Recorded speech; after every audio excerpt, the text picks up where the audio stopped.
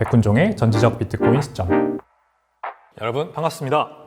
오늘은요, 장안의 화제 스테이블 코인 얘기를 좀 해볼까 합니다. 우리나라에서 스테이블 코인이 요즘 굉장히 핫한 이유는 일단은 코스피에 있는 이 카카오페이나 다날 같은 결제 관련 기업들의 주가가 많이 오르기 때문이죠. 코스피가 다시 3,000으로도 이제 3,000선으로 회복하면서 증시에 훈풍이 부니까 이것을 발판 삼아서 우리나라에서 앞으로 워낙 스테이블 코인이 나오면 오를 만한 주식들이 뭐냐, 여기에 대한 관심이 쏠리고 있습니다. 그 이유는 일단은 미국의 증시에 성공적으로 상장을 한 서클이라는 세계 2위 시가총액을 가진 스테이블코인 발행사가 주가가 연일 폭등하면서 성공 가도를 달리고 있기 때문이죠. 스테이블코인 자체는 그냥 달러 가치에 연동되어 있기 때문에 투자 대상이라고 볼 수는 없지만, 달러에 투자한다면 투자 대상이 되겠지만 그거 자체가 뭐 엄청 큰 수익을 내는 그런 투자 자산은 아니지만, 서클이라는 스테이블코인 발행사 주식에 투자하면 야 300% 막 500% 주가가 폭등하는구나 이러면서 사람들이 기대감에 이제 코스피까지 그 증시 훈풍이 넘어오고 있습니다. 근데 저는 우리 한번 스테이블 코인에 대해서 제대로 알아보자, 이런 지금 순서를 마련을 했거든요. 왜냐면 이걸 제대로 모르고 우리가 함부로 그런 주식들을 투자했다가는 잘못하면은 실수를 할 수가 있습니다. 아시겠죠? 그래서 오늘 제가 드리는 말씀을 잘 한번 들어봐 주시면 감사하겠습니다. 자, 지니어스 법안이 이 미국에서 얼마 전에 상원에서 통과된 법안입니다. Guiding and Establishing National Innovation for US Stablecoins Act. 미국의 스테이블 코인을 발행하게 하는 뭐 기준과 법이 되는 제도다, 이렇게 되어 있죠. 그래서 상원을 통과했고 이제 상원을 통과했으니까 이 법안은 하원으로 넘어갑니다. 하원이 통과되면 대통령이 서명하면은 법안이 발효가 됩니다. 핵심 내용은 이 스테이블코인 발행사들이 전액 준비금을 의무화를 하게 했습니다. Full Reserve, 그러니까 내가 스테이블코인 발행사예요.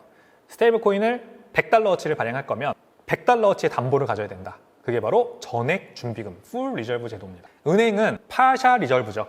그러니까 부분 준비금 제도를 운영을 합니다. 내가 100이라는 대출을 내보내려면 10이라는 담보물만 있어도 됩니다, 은행은. 그게 바로 부분 준비금 제도예요. 근데 그게 안 되게 이 법안에서 스테이블코인 발행사는 그게 안 되게 막아놨다, 이렇게 보시면 되겠고, 자 그러면 이 발행사들이 전액 준비금을 유지하고 있는지 감사를 받아야겠죠.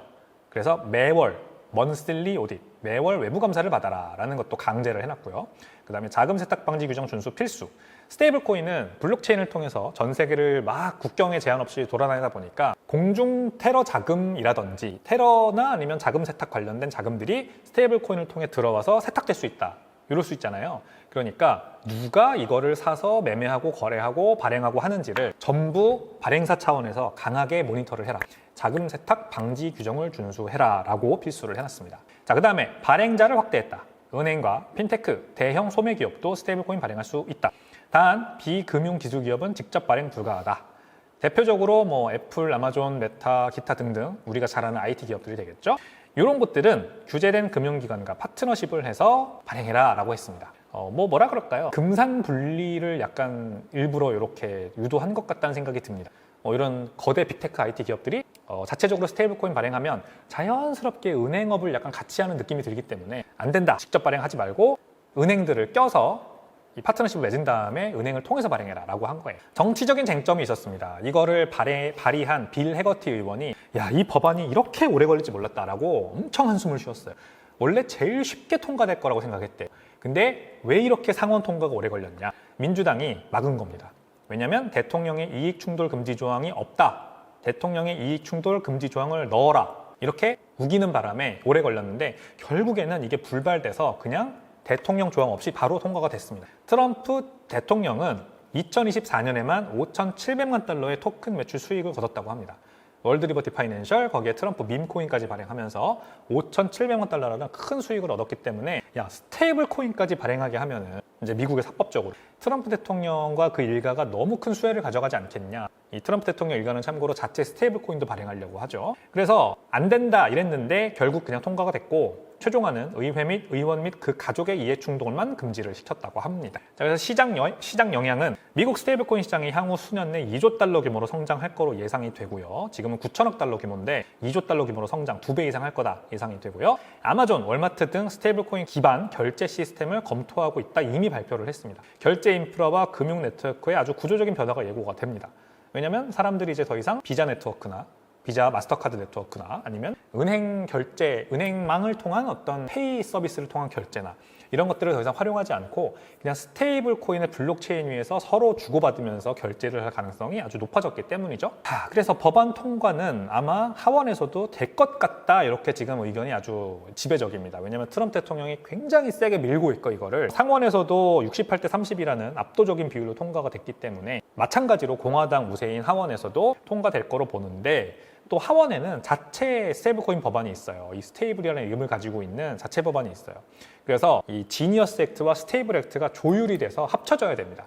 아니면 하나를 버리던가. 어떤 차이가 있냐면, 지니어스 액트는 이 스테이블코인 발행사를 재무부가 단일 감독한다. 스캇 베센트 장관이 있는 재무부가 단일 감독한다고, 스테이블 액트는 연준, 통화감독청 등 감독을 분산시킨다라는 아닙니다. 재무부가 단일 감독한다는 게 굉장히 지니어스 액트의 특징이에요. 저는 여기에 아주 큰 재무부, 그리고 미국 행정부, 현재 트럼프 행정부의 묘수가 숨어 있다고 생각을 하거든요. 자, 일단 이 스캇 베센트 장관이 어떤 얘기를 했나 보시죠. 스테이블코인 시장은 2030년 무렵이 되면 3.7조 달러 규모로 성장할 수 있다고 합니다. 이분은 더 세게 보시네요. 2조 달러가 아니라 3.7조 달러까지 성장한다. 그리고 지니어스 액트가 통과됐으므로 이게 더 현실화된다. 건강한 스테이블코인 생태계는 민간 부문으로부터 미국 국채에 대한 수요를 유도하게 합니다. 이 얘기를 일단 하나 짚고 넘어가 볼게요. 무슨 말이냐면, 스테이블코인을 발행하면, 스테이블코인을 발행하는 만큼 이 회사들은 미국채를 사게 되잖아요. 그래서 민간 부문으로부터 미국채에 대한 수요가 올라간다라는 얘기를 지금 하는 겁니다. 근데 이 스테이블코인 발행사들은 거의 다 단기채를 가지고 있거든요. 테더, 가장 큰 스테이블코인 발행사인 테더는 약 80%의 담보자산이 2년물 미국채입니다. 단기채. 왜 그렇게 하냐면, 만약에 이 스테이블코인 발행사들의 나 다시 돈 돌려줘, 코인 줄 테니까 달러 다시 주세요, 이렇게 출금 요청이 들어오면 환매를 해서 바로 줘야 되잖아요. 그래서 유동성이 좋은, 유동성이 높은 단기채를 가지고 있는 겁니다. 장기채를 가지고 있으면 부담이 되죠. 왜냐면은 이게 바로 환매가 안 되면은, 만기가 긴 10년짜리 장기채에 투자를 하고 있다가 이게 만기가 안 맞으면은 헐값에 내가 가진 자산을 팔아야 될 수도 있으니까 손실이 나겠죠. 그러니까 단기채를 가지고 있는데, 이 단기채에 대한 수요가 민간에서 더 올라가서 이 베센트 장관은 장기채를 이제부터 덜 발행하고 단기채를 더 많이 발행해서 장기채 가격을 인위적으로 올리고 싶은 거예요. 장기채, 10년물 이상 장기채 가격이 올라가겠죠. 왜냐면 희소해지니까. 더 이상 재무부가 발행을 안 하면 희소해지잖아요. 그러면 가격이 올라간다. 그러면 금리가 떨어진다. 그래서 지금 높게 유지되고 있는 미국 장기채 금리를 이 단기채 수요를 폭등시켜서 한번 낮춰보려는 그런 지금 시도를 하고 있는 겁니다. 그 다음에 이러한 새로운 수요는 정부의 차입 비용을 낮추고 국가 부채 관리를 돕는 효과도 기대됩니다. 이 얘기가 바로 그 얘기예요. 차입 비용 낮춘다. 장기채를 계속 롤오버 시켜야 되잖아요. 더 많은 장기채를 발행해서 장기채, 만기가 다가오는 장기채를 롤오버 시켜야 되는데, 차입 비용을 낮춘다. 금리가 낮아진다는 얘기예요. 지금 10년물 이상 금리가 너무 높아서 문제잖아요. 그래서 한 2%대에 있는 장기채 금리, 요 만기가 다가오는 장기채를 4%, 5%로 껑충 띄워서 롤오버를 시켜야 돼요. 그러면 이제 이자 비용이 늘어나죠, 미국이. 그러면은 국가 재정을 관리하기 굉장히 어렵잖아요. 그래서 이걸 낮추고 싶은 겁니다. 이 얘기를 지금 하는 겁니다. 자, 그 다음에 이제 뭐 듣기 좋은 말 합니다. 전 세계 수백만 명의 신규 사용자들을 달러 기반 디지털 자산 경제로 온보딩하는 역할도 할 수 있다. 듣기 좋은 말 하는 거죠. 자, 그래서 모두가 3자 윈윈 전략이라고 합니다. 민간 부문에도 좋고, 재무부에도 좋고, 소비자들에게도 좋다. 자, 이것이야말로 스마트하고 혁신적인 입법이다. 이렇게 베센트 장관은 스테이블 코인을 아주 적극적으로 밀고 있습니다. 자기가 하는 일이 편해지거든요. 자, 근데 베센트 장관의 생각대로 흘러가지 않을 가능성이 있어요. 이거는 실제로 월스트리트 저널을 비롯한 미국에 있는 많은 유력 일간지들에서 많이 의심을 지금 제기를 하고 있는 건데, 스테이블코인 발행사들이 이미 많이 가지고 있는 단기 국채는요, 원래 수요가 높습니다. 원래 자본시장의 수요가 높아서 지금 MMF나 은행 예금에서도 많은 단기채 수요가 발생을 하고 있어요. 우리 MMF 증권사에서 계좌 개설하시는 분들은 거기에서 이자가 나오잖아요. 한 2% 나오나요, 요즘? 2, 3% 나오는 걸로 알고 있는데, 이 이자가 어디서 나올까요? 그 MMF 운용사가 단기채를 사기 때문에 거기서 나오는 이자를 여러분들께 드리는 거거든요. 은행 예금도 마찬가지예요. 은행들도 은행 예금, 내가 고객이 예금하면은 그 예금을 그냥 가지고 있는 게 아니라 단기채 사놓죠. 미국 안전자산인 단기채를 사놓습니다. 자, 그 수요는 지금도 높습니다. 미국은 지금 장기채가 문제지 단기채가 문제가 아니에요. 그래서 만약에 스테이블 코인이 합법화되어서 이제 이 발행사들이 우후죽순으로 늘어나면 여기에서 단기채 수요가 늘어나겠죠. 그렇죠? 근데 그게 그냥 새로운 신수요가 탄생하는 게 아니라 기존 자금이 이동하는 것에 불과할 수 있다는 걱정이 있습니다. MMF나 은행예금에 들어있던 자본이 그냥 그대로 스테이블 코인으로 넘어오는 거 아니냐. 자, 그러면 현재 6조 달러 규모의 단기국채 시장이 7에서 8조 달러로 확대돼도 이게 신규 수요가 발생한 게 아니라 그냥 기존 자금이 이렇게 넘어와서 그렇게 된 거면은 사실 국채 금리에는 실질적인 변화가 없을 거다. 라는 얘기를 지금 하는 겁니다. 그렇게 될 가능성이 있다. 그래서 베센트 장관의 생각대로 흘러가지 않을 가능성이 있다. 베센트 장관의 생각대로 흘러가지 않았던 거는 한 번 이미 있었죠. 미국채 금리를 원래 낮추려고 했던 방안은 바로 전 세계 90여 개의 교섭국들을 대상으로 펼쳤던 관세 전쟁이었습니다. 관세 전쟁을 선포한다. 그러면 미국 주식시장에서 자금이 빠져나와서 국채시장으로 흘러들어갈 거다. 왜냐하면 안전자산이니. 근데 그렇게 되지 않았죠. 그냥 주식과 국채에서 모두 자산이 빠져나와 버렸습니다. 그래서 국채금리가 올라갔어요. 그게 지금 문제거든요. 그래서 또 그렇게 베센트 장관이 약간 자기가 의도한 대로 상황이 흘러가지 않을 가능성도 있다는 거는 알아두셨으면 좋겠고요. 근데 아마 미국은 어떻게든 결사적으로 스테이블 코인을 대중화시키려고 엄청난 노력을 많이 할 겁니다. 왜냐하면 이게 진짜 중요하기 때문이에요.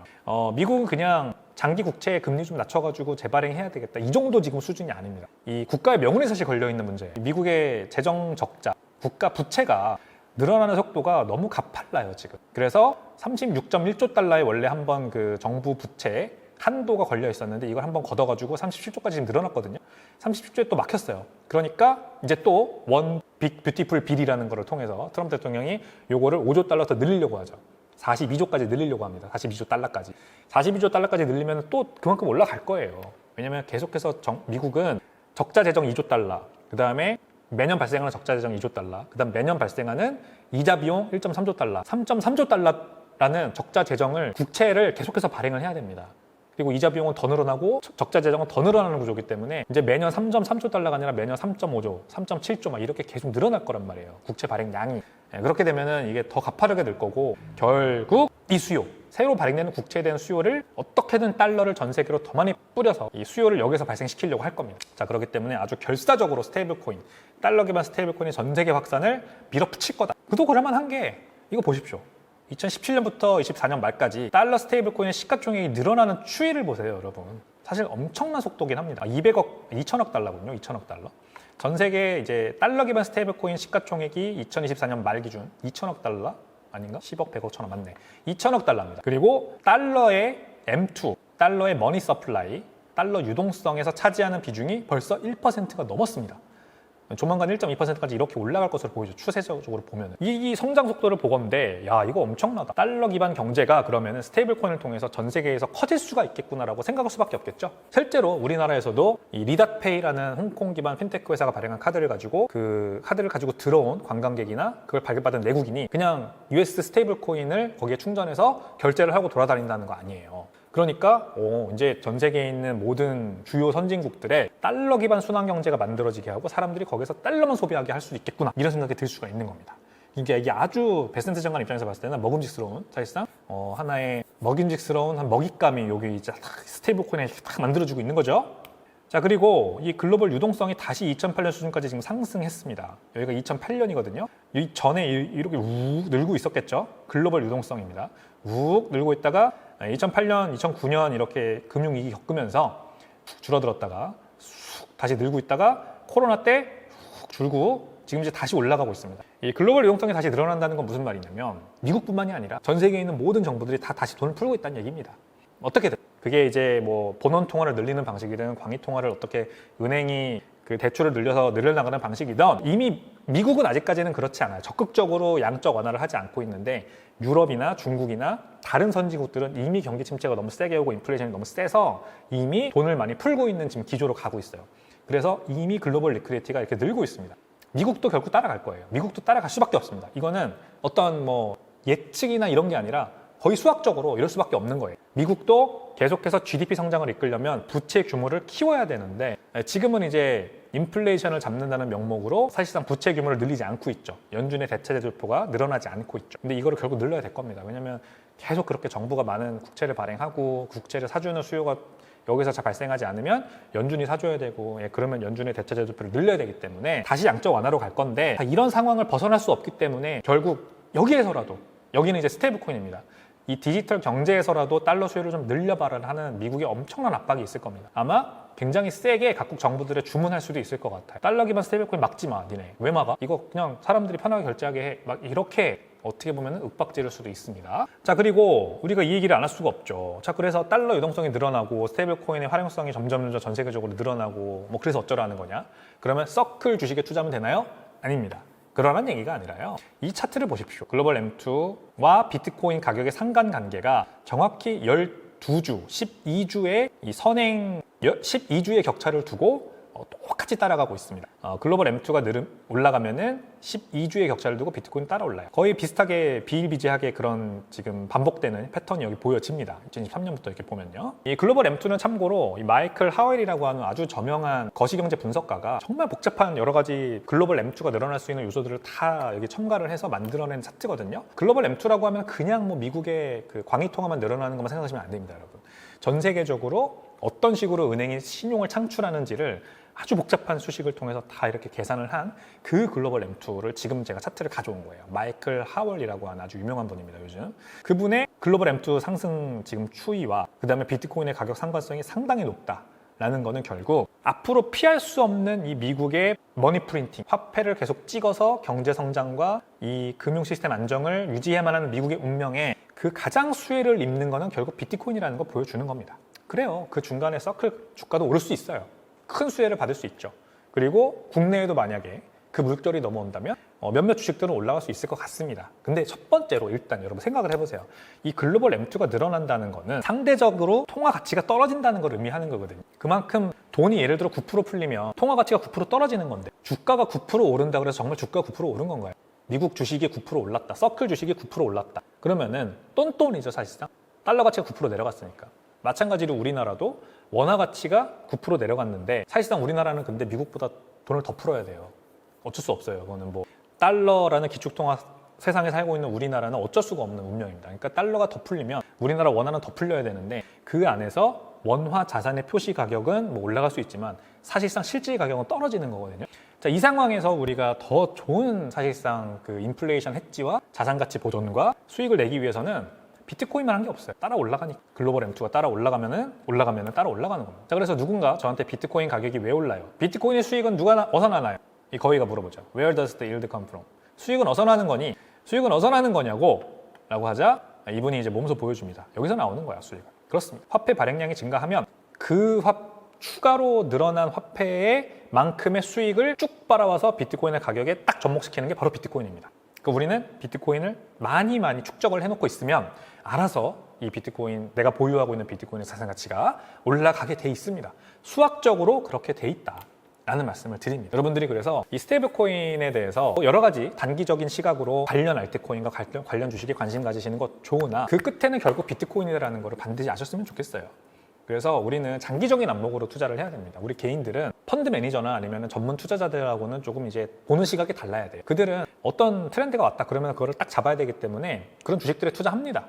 알트코인들에도 단타 치고 빠질 수 있죠. 근데 우리는 일상생활을 살아가고 각자 다 하는 일이 바쁘고 그런 거에 막 이렇게 전략적으로 고민할 그런 시간이 없습니다. 그러므로 비트코인이 앞으로 그러면 장기적으로 최종 수혜를 입는다면 지금은 우리는 비트코인을 사야 되는 게 더 맞다라고 봅니다. 아시겠죠? 그게 바로 부자가 되는 길이고 경제적 자유를 이루는 길이다. 이렇게 생각을 합니다. 오늘 내용도 재밌으셨다면요. 구독과 좋아요, 알림 설정 부탁드립니다. 저는 다음 시간에 찾아오겠습니다. 감사합니다.